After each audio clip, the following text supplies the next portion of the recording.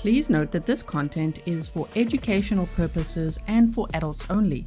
Viewer discretion advised. More details available in the description box.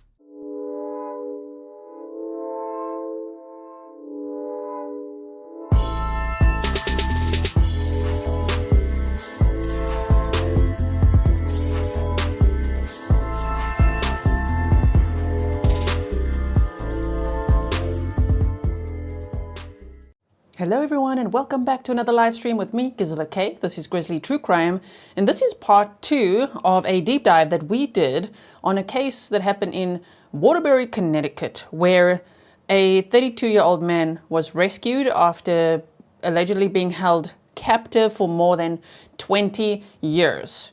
And his stepmother, Kimberly Sullivan, was arrested, and then she posted bond. So we're going to look at that update together. I'm like, what? Okay, so we're going to see that, and then we're going to see what our attorney's got to say. We're going to watch some body cam. We're going to hear the 911 call that we made and all of that. But I do want to say, if you didn't see part 1, it is linked for you in the description box, and I would highly recommend checking it out, because there we went through the entire probable cause affidavit, which was, I think it was 15 pages long, but very, very detailed. Trigger warning if you do watch that, okay, because the details are really, really upsetting. It's this case is... It's very sad and very infuriating. And especially now that the stepmother's posted bond and she's just free to move around in Connecticut until her next court date on March 26th. I'm like, what? Why did the judge allow that? What is happening? So, let me quickly greet everyone. Welcome to all my moderators, patrons, members, subscribers, any locals in chat. Let me know if you're local. There's quite a few locals that have emailed me as well. Thank you so much for all the links and for all the information that you provide as well.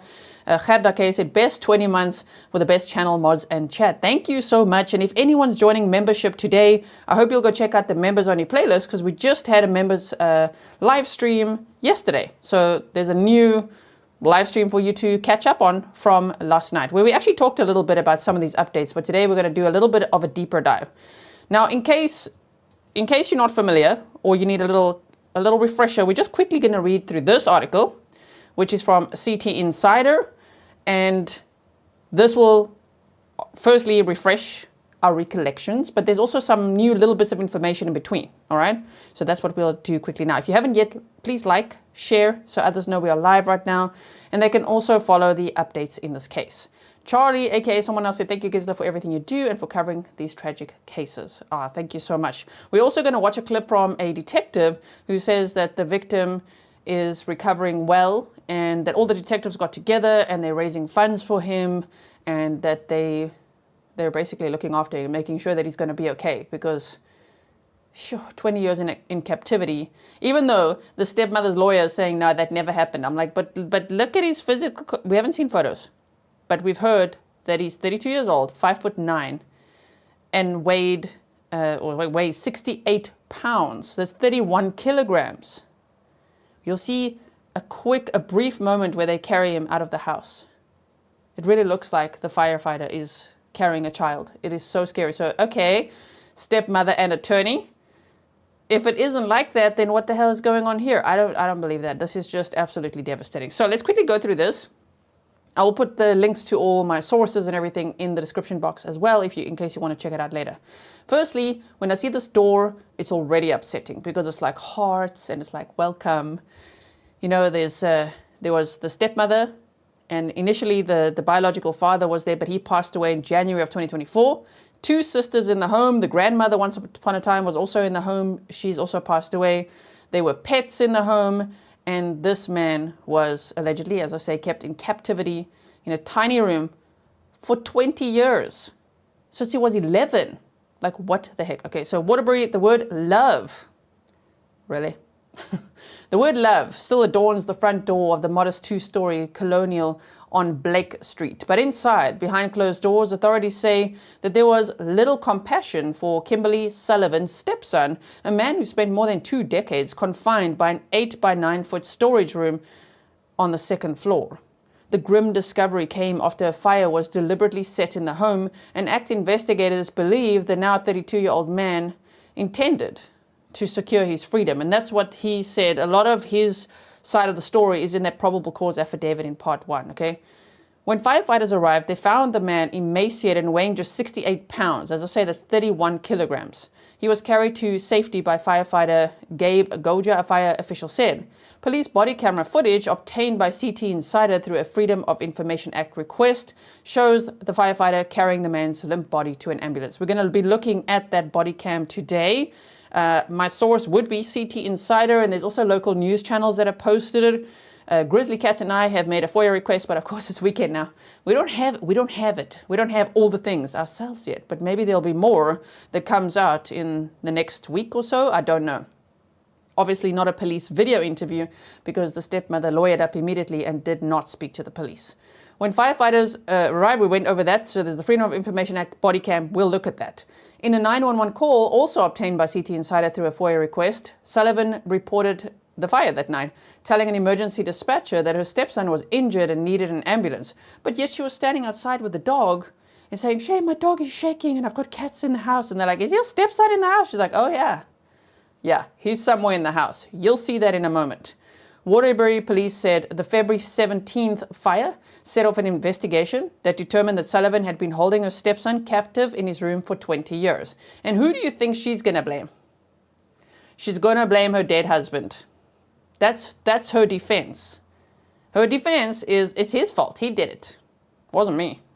But the victim says that everything got so much worse after his father died.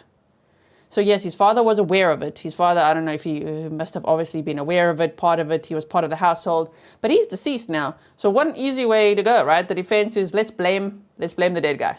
Oh my word. Sullivan was arrested Wednesday on charges that include second-degree kidnapping and intentional cruelty to a person after spending one night in jail. Sullivan was freed Thursday on a $300,000 bond. We're going to look at her court appearance as well. That really upset me, that she was just released on bond.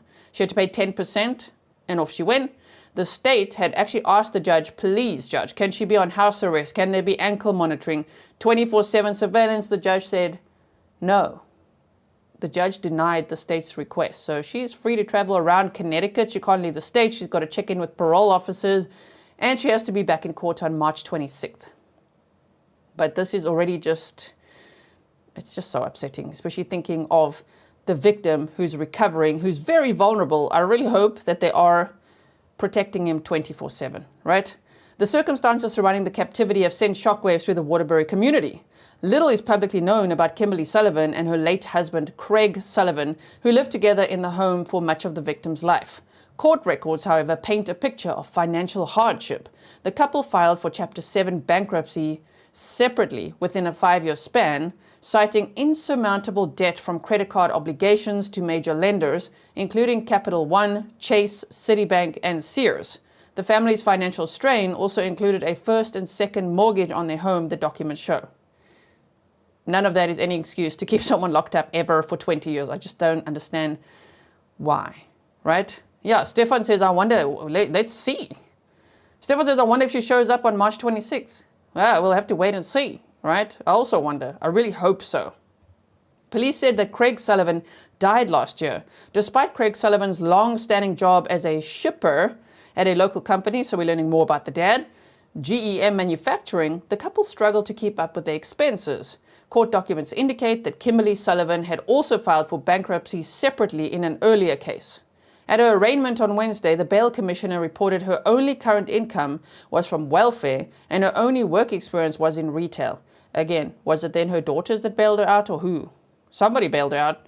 According to police, the victim's confinement began in childhood. He was pulled out of school in the 4th grade after the State Department of Children and Families, so DCF, was alerted by school officials about their concerns for the boy. Teachers reported that he was stealing food from classmates and scavenging from garbage cans, a sign authorities now believe of being severely malnourished at home. He says the abuse started when he was 3 years old. His biological mother has not been in his life since he was 2, according to the police at the press conference that we watched in part 1. Now, DCF workers visited the Sullivan home twice, the man later told police. But each time he said he was instructed to tell the agency that everything was fine, according to the warrant for his stepmother's arrest. After a second visit, he was removed from school permanently, effectively vanishing from public view. Though the victim was no longer in school, financial records show that the household continued reporting $450 in monthly tuition payments, presumably for the couple's 2 daughters, along with $180 per month spent on cigarettes and $80 allocated to their pets, which included a dog, cats, and a ferret. Over the years, state and school officials continued to raise questions, but police say the family resisted their inquiries. Police said the Sullivans even filed a harassment complaint against school officials who attempted to check on the child's well-being. That's so sad, on my word. Yeah, failed by everyone. Rowan to you says, failed by everyone. Familiar circumstances, unfortunately, yes. So family members too were pushed away. A brother of Craig Sullivan told police, we saw a clip of that in part 1, that he had not seen the victim since 2004 or 2005. In the early years, Craig Sullivan's brother recalled celebrating Christmas Eve with the family, but those visits abruptly stopped. He recalled the police to the victim. A boy at the time was always skinny, meek, and mild-mannered, documents show. He suspected that something was wrong. Attempts to ask questions were reportedly interrupted by Kimberly Sullivan, according to the warrant for her arrest. Craig Sullivan's brother and his wife eventually stopped receiving responses when they tried to reach out. A decade ago, Craig Sullivan's brother's concern deepened. He consulted a private investigator who suggested searching public records for a death certificate. There was none. When he finally saw his nephew in the hospital after the fire last month, he was devastated by the sight. I was shocked, he told police. He looks like a Holocaust survivor. In his interviews with police, the victim recounted a life of secrecy and control. He described how his 2 half-sisters were allowed to have friends, but he was their secret. That's so sad. Visitors were rare, and when someone did come to the house, he was ordered to remain silent. The threat of food deprivation and extended lockdowns loomed over him constantly. So for people who are like, why didn't he just leave? Firstly, big eye rolls. They clearly they don't understand trauma. They don't understand coercive control. And the threat that this started from childhood. He says from age 3. So this abuse is basically all he knew. And if he got punished for, trying to, once he escaped and he said he ran to the kitchen and got some food, and his stepmother slapped him through the face, and then he was really locked in that room. Like he was locked. It was locked from the outside. So punishment did get worse, and he feared that from when he was a child. Okay, so he said extended lockdowns loomed over him constantly, he told investigators. He confirmed that in addition to Kimberly and Craig Sullivan, others in the family knew of his captivity, including his 2 half-sisters and a deceased grandmother. While none of them physically confined him, he said they were aware of his plight, the warrant says. As the investigation unfolds, Kimberly Sullivan's attorney, Ionis Kaloidis, has denied the allegations against his client, shifting responsibility to Craig Sullivan. Again, what an easy target to blame the dead guy. Okay then, I know the defense attorney's got to do his job, but damn. He was the biological father, the attorney said. He was the one who dictated how his son would be raised. Okay then, Indy, thank you so much. Now, let me show you the body cam quickly, and then we'll look at the court appearance. This is from WFSB3, and let's just resize it for us quickly. Maybe we'll watch it twice. We'll see now if we see anything here. I'm just going to make myself smaller as well so that you could see everything. If you've never heard of this case, then yeah, trigger warning, because it's really a severe case of abuse. And child abuse, yes, but also in adulthood, because this started, he says, when he was 3, but at that house when he was 11, and he's 32 years old now. Look at my word. Okay, so whether you've seen this or not before, thank you for being here to watch it together for the first time. Okay, so here we go.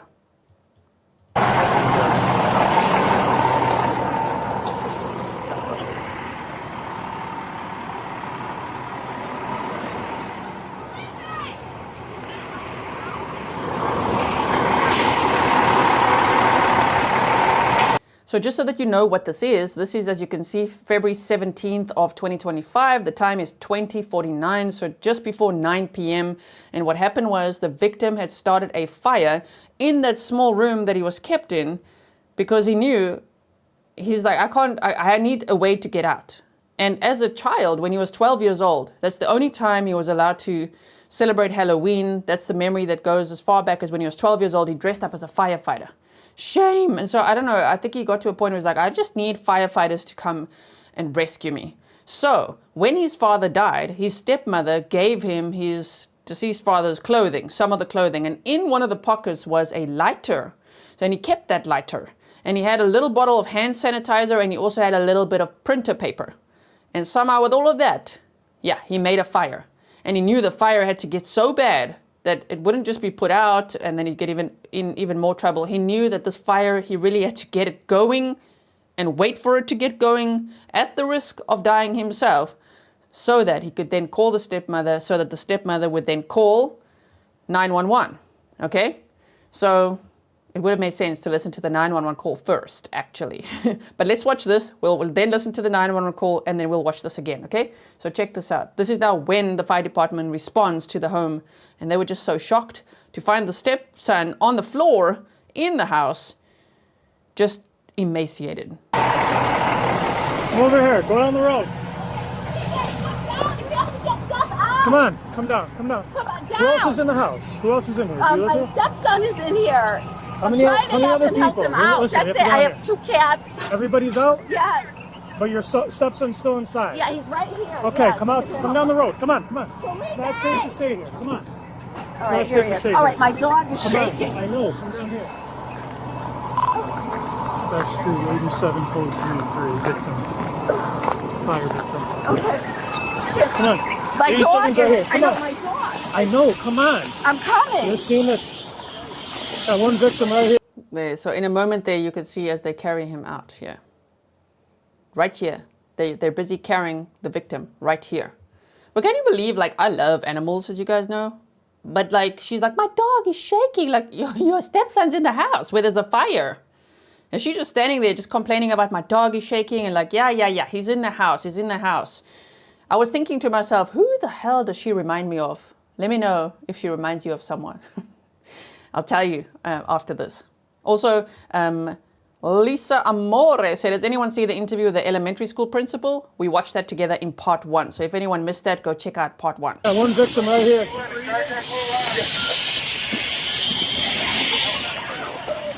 You just stay over here.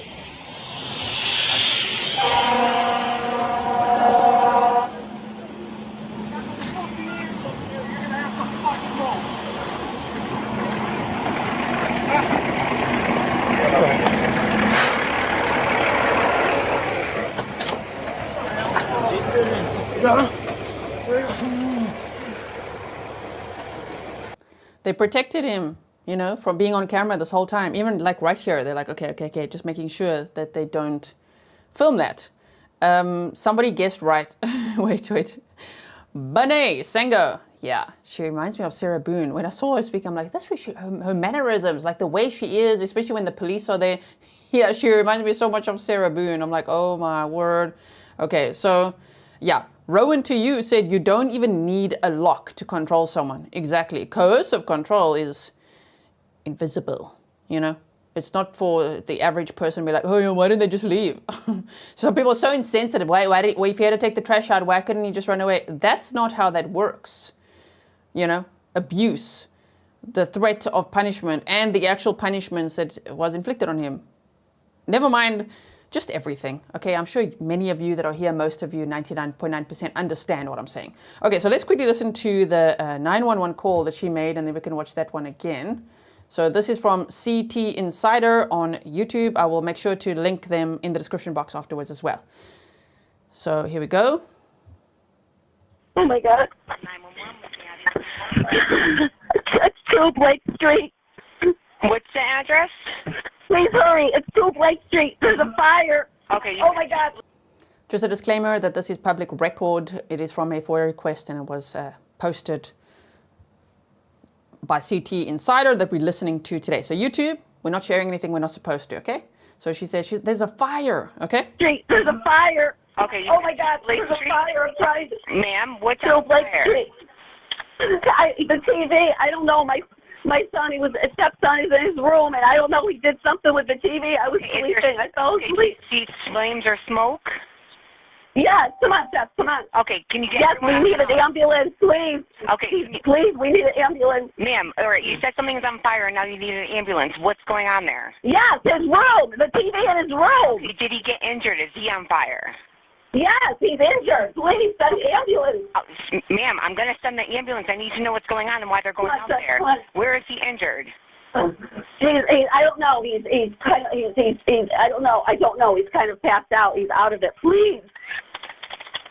Okay, what's your phone number just in case we need to give you a call back? Okay, is the fire out, ma'am? No, it's not. Please. I'm trying to. I understand, ma'am. I'm trying to get information on what's going on there. Oh my God! It's like all the power in the house is out. I don't know if it blew a fuse. Okay, ma'am. Just get out of the house, okay? Yes, I'm gonna call my daughter. All right. Oh my God. Okay, so exactly. Becky B says TV. He only had a radio. He didn't have a TV. Just a radio. So she's like, there. I mean, what a big lie already. Just on the 911 call. Interesting how she says, my stepson. That was interesting, and that she's like, please send an ambulance instead of just the fire department. I find that interesting. I don't really know what to think of it, but yeah, that's the 911 call. Okay, so now this was the call that was made, and then of course the fire department responded, and obviously they did not expect to see what they saw. They did not expect to find this male victim who weighed 68 pounds, who they could carry out like a child, and then find out, what? He's 32 years old. And he says he's been locked up for 20 years. So yeah, then she got charged with a whole bunch, but she posted bond, as we know, which we're going to look at that court hearing in a moment. I just want to show you this one more time now that you have some context as well. So the 911 call, and then this.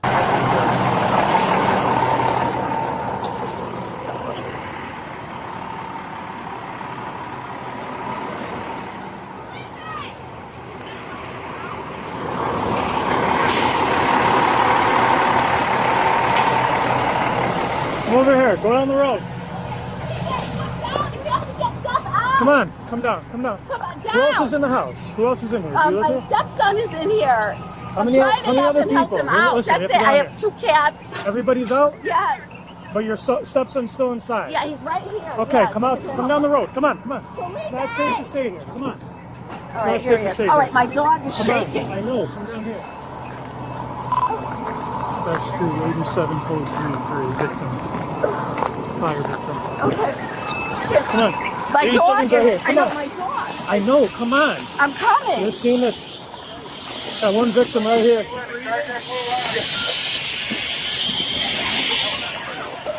I need to stay over here.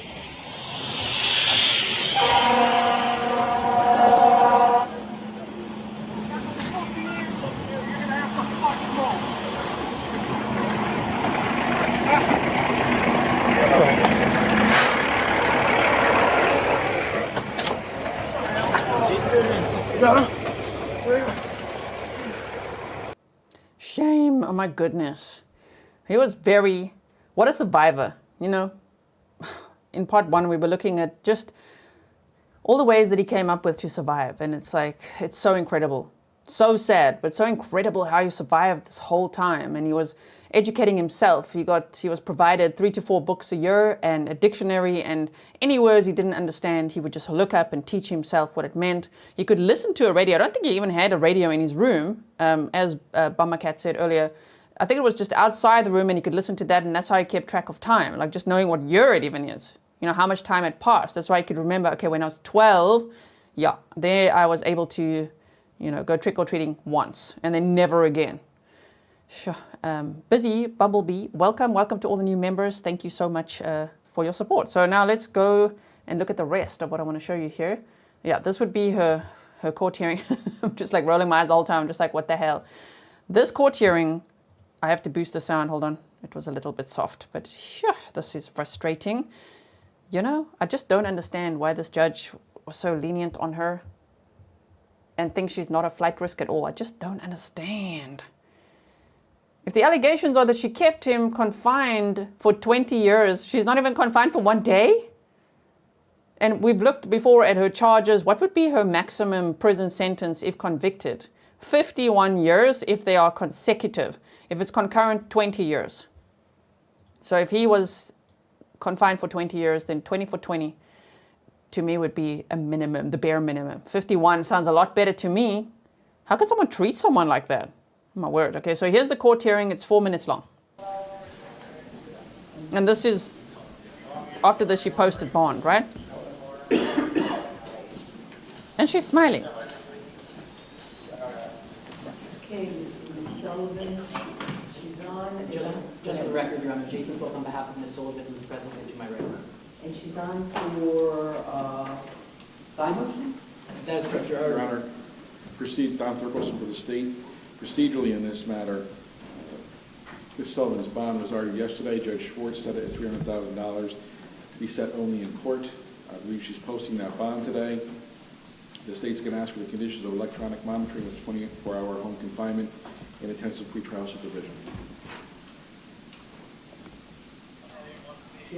Yeah, as to that condition, Your Honor, just very briefly, if any conditions are put on by the court, what we would be asking for is simply just GPS monitoring. At the end of the day, Your Honor, given these allegations, Ms. Sullivan is not a threat to the general public. All these allegations do go Okay, not a threat to the general public, but imagine being able to do that to someone for 20 years, right? Yeah, she had a $300,000 bond and she had to pay 10% and then she was out. Simone B says, how old is the witch? She's 56 years old. All these allegations are against one specific complainant. There was a non-financial condition of bond yesterday as to the protective order. A full protective order was issued by Judge Schwartz yesterday. So I do believe that all the purposes of bail would be able to be met with Ms. Sullivan with the non-financial guidelines that were set yesterday with the protective order. So explain to me what the difference is between the GPS monitoring that you're suggesting and electronic monitoring. The GPS monitoring allows her to move freely around the state. I'm sorry? So the state is saying the GPS monitoring would allow it to move freely around the state, but the judge didn't want house arrest or an ankle monitor or anything. I actually just want to boost this a bit more. This court hearing was so soft. Oh my word. First time I heard it, I'm like, what? No, this needs a mega boost here. Oh my goodness, hold on. Let's see if we can hear it better now. The GPS monitoring would allow her to move freely around the state. The EMS monitoring would require home confinement. And the state's reason for the request for the home confinement? She's 57 years old. She's facing a significant, if not the rest of her life, in jail on these charges if proven. Additionally, the state does feel, based on her actions, she is a threat to members of society, especially if she was ever to have contact with another child.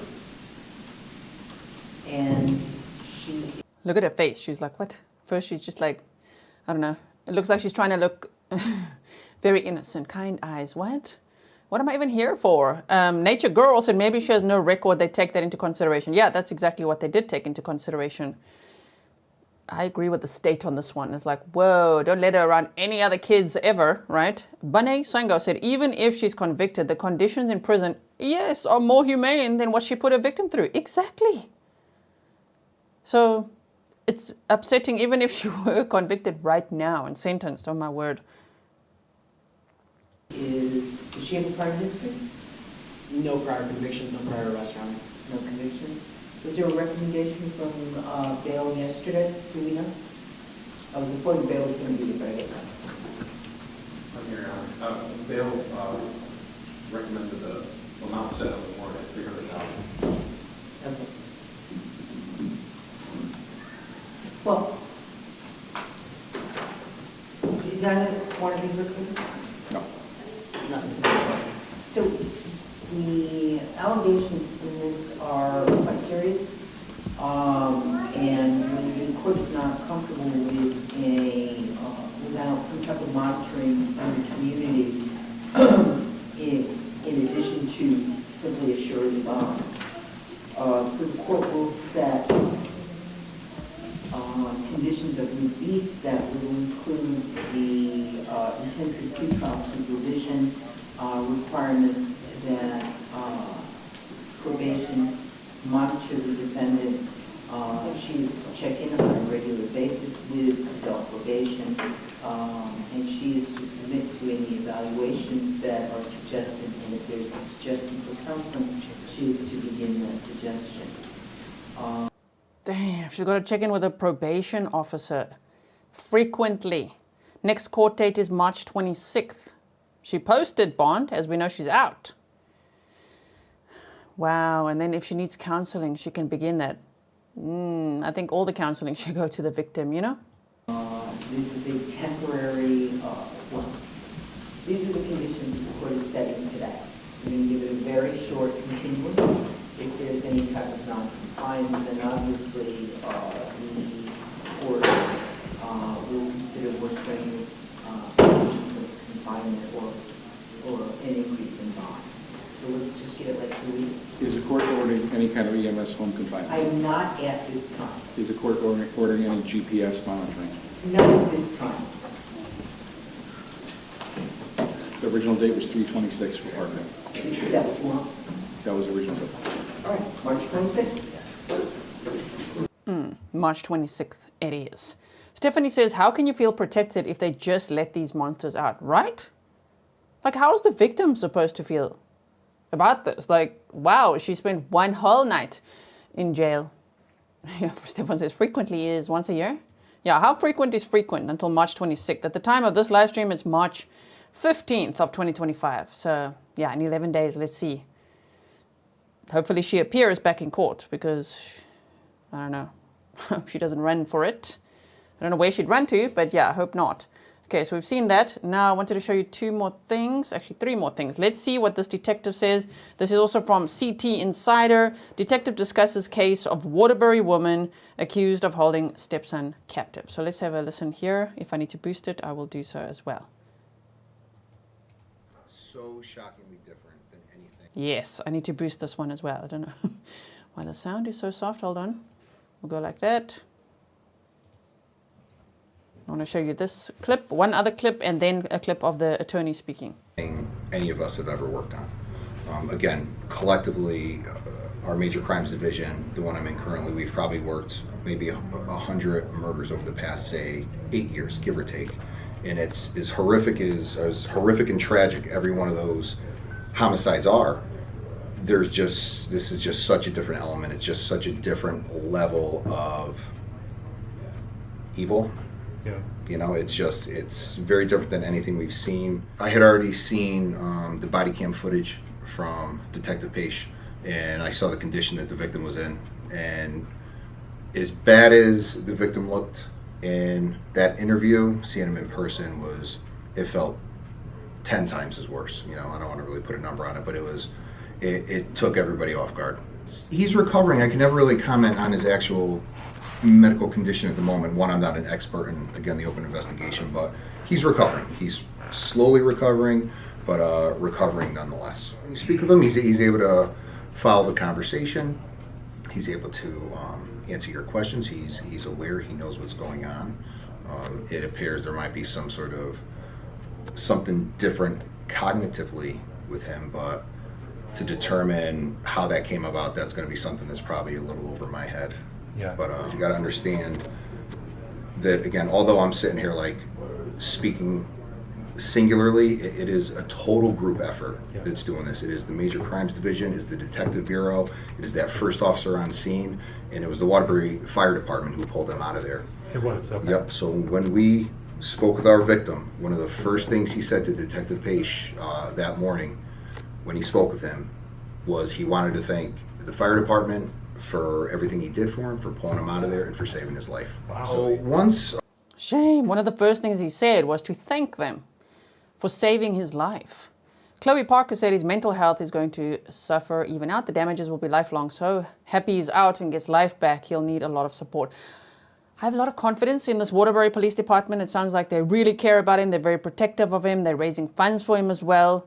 So they've got a GoFundMe going, you know, so they've bought him clothing as well. So that's really, really good as well. Pernille makes a very good point.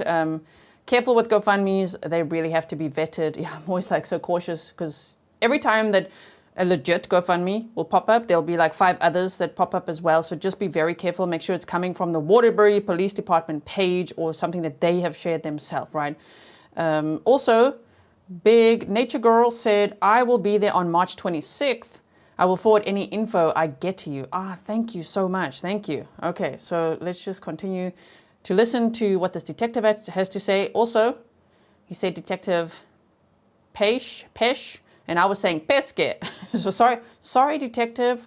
You know, the one that he's referring to, because when I was reading the PCA, I'm like, Pesque. Okay, Pesh, Detective Pesh. Our office found out kind of really what was going on. It's really, everybody's been working on this together. Although I'm kind of sitting here speaking, I'm really speaking on behalf of the entire office, to be quite honest.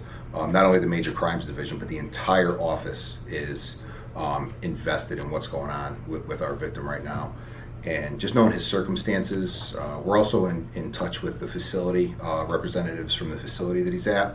And so we just kind of learned what are some of the things he might need immediately, you know, whether it's clothes or whatever it may be. So a few of us got together and just kind of said, hey, we're getting a quick collection together to see if we can get a couple of things for our victim. And without hesitation, everybody lines right up and they start donating whatever they can. And a group of detectives actually went out shopping one day and got various clothes or, you know, things that he kind of requested through the staff that he might need in the short term. And that those detectives got those together, and we when we went out there for our visit, we put things together and made like a little gift package for him in some capacity. Just is a small gesture. It's just so he knows people are thinking about him, and how much the police department is invested in his future. What was his reaction when he got? Thankful, appreciative, excited, curious as to what may be in there, and he's again, I mentioned his spirit already, but his spirit is just tremendous when you go and see him. Oh, shame, man. So it's really nice to hear that update as well of just how is he doing. You know, and Shame, he must have been so excited to receive that gift as well. Now let's hear from a neighbor, okay, and then I'll show you a clip of the defense attorney as well. Okay, so here we go. I had to ask questions and not answer. Okay. What is your name? Zephyr Guanera. Zefffery. Guanera, Guarnera. And you live right next door to the house? Correct. And how long have you lived here? I've lived here for about 4 years. I've known my wife for almost 10. So I've been coming here, you know, knowing my wife for almost 10 years. Okay. And did you know of anything, hear of anything next door? Nope. Did you ever see the woman, or you obviously never saw the kid? I obviously saw the woman, you know, coming in passing, but when I was asked about a son, I was shocked. I never even heard of or knew that there was a son until my stepdaughter told me the story about when she was sitting on the swing and she saw a little boy up in the window, or what she thought was a little boy. It turns out that was 15 years ago, so he must have been about 22 at the time. He just appeared to be a little boy, I guess, to her. But I can't speak for her. Yes, obviously. yes. And were you home when the fire started? Yes. Okay. I was up in my room and I heard trucks, and I look out the window and I see a fire truck, a regular utility fire truck in the front, and then a ladder truck behind it. And when I saw the ladder truck, I'm like, okay, that's getting serious now. And I came out, and my concern was this fire. I don't want it to, you know, affect our home. And yeah, I watched it and I saw the flame out here. I did not take video or anything. I'm just going to pause there quickly.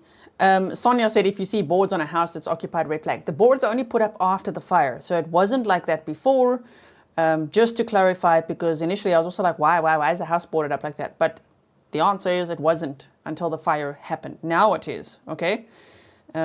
So just imagine the people that over 20 years here and there saw this little boy, which was actually a man, just weighing 68 pounds, in the window and thinking, did I really see that? Or like, did I make that up? Because I've never seen him again.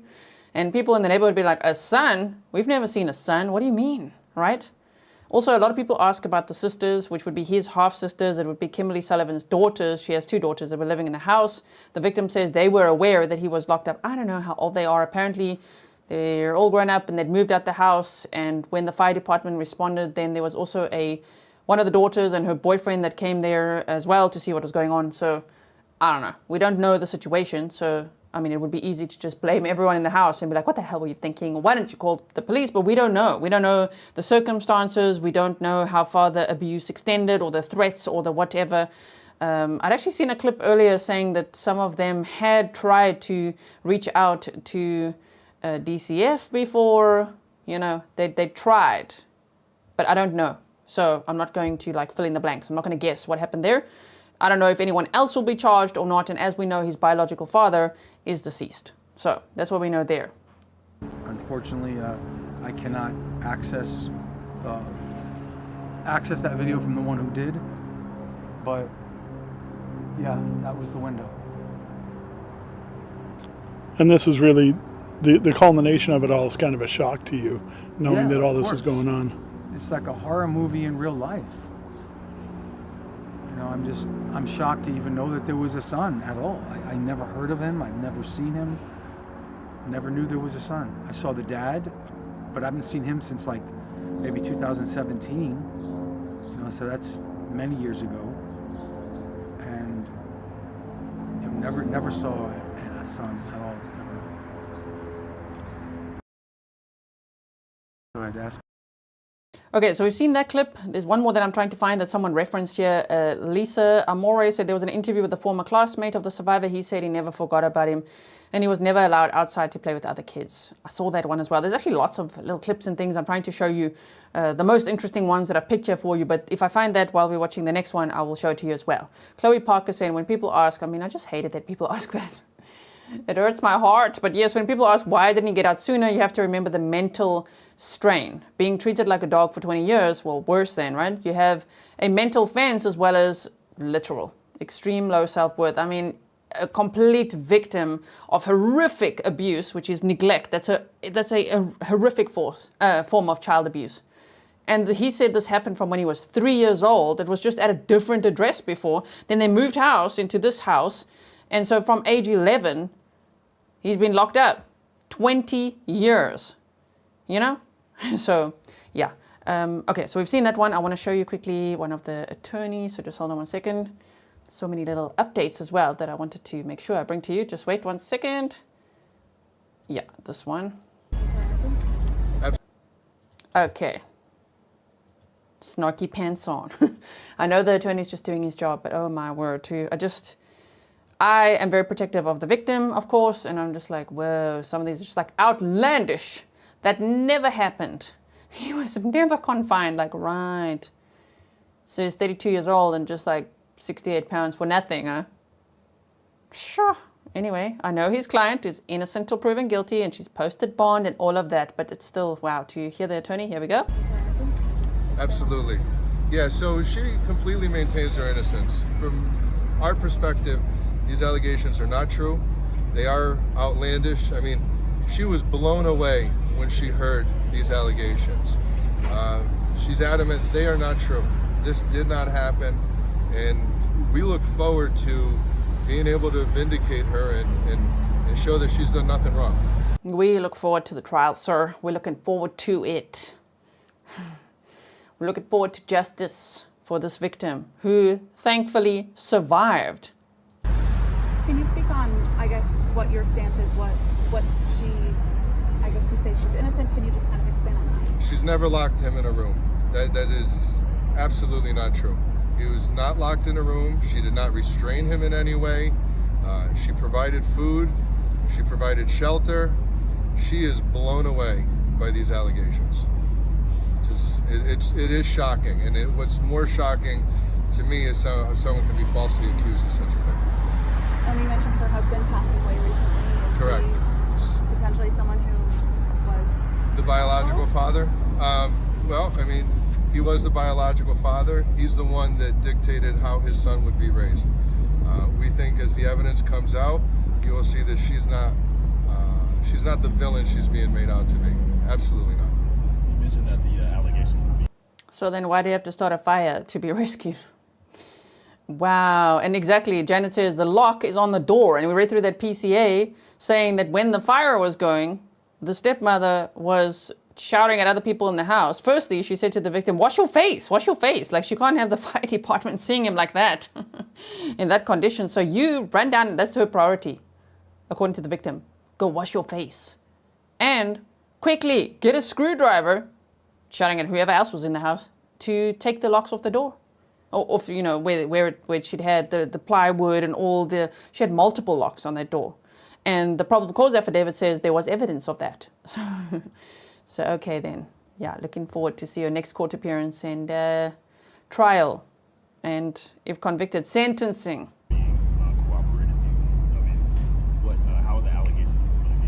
Well, the allegations seem to be based on the words of one individual and one individual alone. I did not see anything in the warrant to indicate any independent evidence to corroborate these allegations. So we'll see how they stand up at trial. I do anticipate a trial in this case, given the shocking nature of the allegations. But she's adamant. She's done nothing wrong. She did nothing wrong, you guys. I mean, just from, 4th grade, he didn't attend school at all, never went to see a doctor, never went to see a dentist, never was allowed outside, never got to play with friends, didn't have a TV, didn't have anything, but she did nothing wrong. Oh my. Susie R. said if you were actually caring for the person, you wouldn't take them to a doctor when they didn't gain weight if you were feeding them. Yeah, she could have taken him, obviously there's so much we could say, right? Just to me, him and the condition that he was found in is enough evidence to know that there was something very wrong going on in that home, and where the fire started and how small that room was, and evidence of the locks being there as well, right? Yeah, Southern Cali B said, not to mention she left him in the house that was on fire. Yeah, that as well. And he said that she was shouting at him because he collapsed at the top of the stairs from all the smoke inhalation, and I mean, he was not exactly physically strong, So the smoke inhalation, collapse, she shouted at him, get up, get up, get up, and like, go wash your face. The fire department's on the way, go wash your face. I mean, what? And then when he went down the stairs, he said he collapsed again, and she was shouting at him to get up, but he just knew. He has to not get up. He has to just wait there and lie there so that the fire department can come and rescue him. Shame. Oh my goodness, okay. Where's the boy now? Where's the I don't know. But my understanding, based on my review of the warrant, there was no other person to corroborate any of the claims that were made, and we'll at the appropriate. There's no other person to corroborate these claims. Oh, just the victim, who's not a boy, a 32-year-old man who weighs 68 pounds, 31 kilograms for those who missed it. What? So malnourished, so starved, that they have to be careful that they can't just feed him now because he'll die. His body won't be able to handle it. That's what they said in the probable cause affidavit. His teeth, they said, were just falling out. His hair was matted. He was in a terrible condition. And it's just like, well, there's no one else but, him telling the story. He's just telling the story. It's one-sided. Appropriate time, we'll get into the motivations and the credibility of any witness. Wow. Please get your name on camera. Ioannis Kaloidis. The motivations, of people making these claims. You mean the victim who risked his own life in order to get out? I think I found that clip, by the way. Hold on, wait 1 second, of the former classmate. I think it's this one. My search history is just like so much true crime, of course. So I think it's this one. Let's watch it together. What happened to this person? Where did he go? And that's something that's stuck with me all these years. It's partially the reason I'm here today talking to you. All I want is justice, and to try to give back a kid 20 years is near impossible, but. Now to the latest on that shocking story out of Waterbury. You can just hear the emotion there in the voice of Peter Lopes. Last night he spoke exclusively with us here at NBC Connecticut. He lived next door and attended the same elementary school as the man who was held captive by his stepmother for decades. So here's what we're learning. Lopes says the victim was never outside and never around other people, and would often see him staring through the window. As an adult, Lopes feels the system failed this man. This morning, that stepmother, Kimberly Sullivan, is out on bond, facing charges including assault and kidnapping. Police say the victim, now 32 years old. Sorry, just a quick pause. Big Girl for Life said she doesn't have any proof of medical care, school enrollment, and was collecting SNAP food stamps and did not feed him one bit of food. So apparently he got, according to him, he got 2 sandwiches a day and 2 bottles of water. So there was some food, obviously to keep him alive for 20 years, but very little. He didn't even have a toilet. He had to construct something with the bottles and straws and all of that, which you can hear more about in part 1. If you want more detail, then it's all in part 1, which is the previous live stream that we did in this case, which is linked in the description box for you. But just know, trigger warning, because it's really upsetting to hear all of that, right? But yes, I mean, it's just like, no, she didn't do any of that. Yeah, if you didn't do this to him, you also didn't do the opposite to care for him. You know, like, where's anything normal? Just anything. Why is he locked in a room? Honestly. So it was her stepson. Remember, not her biological son. Her biological daughters lived in the home. And his biological mother wasn't in his life from when he was 2 years old. So I don't know what happened to her or what those circumstances are. But it was pretty much his biological father who didn't believe in going to doctors. That's what was reported in the probable cause affidavit. But that's one thing, like being like, nope, we don't go to doctors, we just do like natural homeopathic medicines or whatever. Okay, that's one thing, but like locking him in a room, and he says the abuse got so much worse after his father died in January of 2024. So when people also say, why now? Why now? Because it got worse, even worse. He's endured something terrible for 20 years. Lit a fire inside a room last month to escape. NBC Connecticut Investigates is taking a closer look at how many times the Department of Children and Families was called to the home. Police say they talked with the family twice in 2005, and in one of those visits, officers determined the child was okay and DCF was notified. In the other instance, the family complained the school district kept calling DCF on them. DCF released a statement saying in part, and we're quoting here, they've been unable to locate any records pertaining to this family, nor any records connected to the names of others who have indicated they made reports. But they said those records are expunged every 5 years. If they were unfounded claims, so if somebody made claims and they went to the home and they're like, oh, no, he's fine, then those complaints, those records are expunged after 5 years. So that's why there's no record. Big Alpaca Mama said, hit that like button. Thanks to you and Mods for keeping it all. Grizzly, such a brave man. Such a brave man. Such incredible survival skills. Thank you so much.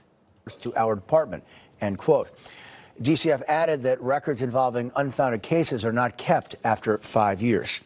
As you can imagine, this story has garnered national attention, and many are wondering how they can help, how you can help. NBC Connecticut's Taylor Kinsler joins us now, looking at kind of how this community is rallying around the victim. I mean, these are unthinkable circumstances, and I think we're all captivated and feeling like, what can we do? Yeah, the details of this case are shocking, but Kevin, at last check, the GoFundMe page that was created by... See, they're going to tell us about that GoFundMe page now. I will link it in the description box for you, okay? Safe Haven of Greater Waterbury has raised nearly $22,000 for the victim, and that number continues to rise as community members in the city and beyond show their support. We're told Safe Haven is coordinating with the mayor's office as well as community partners to connect the victim with the resources he needs. Safe Haven's executive director Amanda Nardozzi says the victim is most likely still receiving medical treatment and that they're only looking for monetary donations at this time to aid in his recovery journey.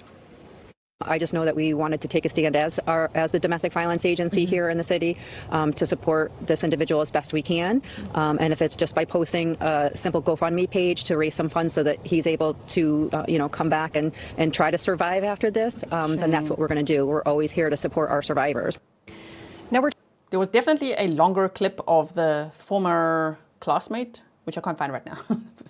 So just go to check it out if you say Waterbury captive or Waterbury man escapes, something like that, and then find the former classmate one if you want to see it for yourself. There's lots of little clips all over the place. I'm just trying to show you some of the highlights that happened since we last spoke about this case. We're told these donations can help with things like medical and dental care, counseling, and housing assistance. There's a link to that GoFundMe page on NBCConnecticut.com. But Kevin, Amanda Nardozzi says she wants the public to know that help is available, and organizations like Safe Haven are there to provide assistance to victims of abuse and create safety plans or relocate them in emergency situations. And we'll continue to follow this story as it develops. Back to you. Yes, obviously. So will we, right? We'll be following this case very closely as well. I do just want to show you this one that I can see. Connecticut rescue a second chance. So I think this is the legit one. This is the one. I will put this in the description box Alex says, why the F is she out on bail and free to travel? I know, right? Say it louder. I know, why? Obviously it's a legal decision. She has no prior convictions or anything, but it's just so unfair to the victim right now, you know? That he managed to escape. Of course, these are allegations. Of course, she's innocent till proven guilty, but it's like, oh, what an insult to him that she's just like, whoop, out in one night, out. So they've written up a little bit about the story, and they said, how will your donation help? Funds raised will go toward providing the victim with medical and dental care, counseling and therapy for physical and emotional recovery, housing and daily living expenses as he rebuilds his independence, support for legal fees, ensuring he can pursue justice for the abuse that he suffered. Shame. Oh my goodness. Right? Southern Cali says, G, can you give this judge a call, please? Well, let's hope the judge watches our coverage and like, we are outraged. This is like, oh my goodness. So that's what I have for you today. I don't want to keep you too long. I will keep you posted because more and more comes out. And of course, if there's any new documents, if there's anything interesting in there, or, you know, if there's anything else from a FOIA request that we could get, I don't know what else there could maybe be. Whatever there is, I will keep you posted on this case. March 26th is when Kimberly Sullivan is next in court, of course. And yeah, she posted bond on March 13th of 2025. And she's facing at least 4 charges that we've gone over in part 1 in detail. And as I say, she could face between 20, well, actually between 8. I think on the lower end, it's 8 years in prison if convicted. And on the higher end, it's like 51 years. She's 56 years old. So yeah, what's she doing now? Is she watching this? I wonder. So thank you so much for watching with me. I really appreciate you all being here. I'm going to link everything in the description box in case you want to go and watch the body cam again or hear the 911 call again. Of course, you could just watch the replay here as well. But thank you so much to CT Insider as well. They're on YouTube. Their channel is called CT Insider. I'll be monitoring there as well because I think they're local, of course, Connecticut, and they are walking around, interviewing people, interviewing the detective, showing footage from the courtroom. So that's also very nice too. Okay, so thank you so much, everyone. I hope that you stay safe. I hope that you have a wonderful weekend. Of course, happy Saturday if you're watching live with me. If you're watching the replay, thank you so much, especially if you made it to the end. And I will see you in the next one. Wishing this man so much love, strength, recovery. He's so resilient. He's such a hero. The Grizzlies have his back, right? I think he's an honorary Grizzly. Like, I really hope he knows that a lot of people all over the world care about him and are so rooting for him. Okay, everyone. Bye.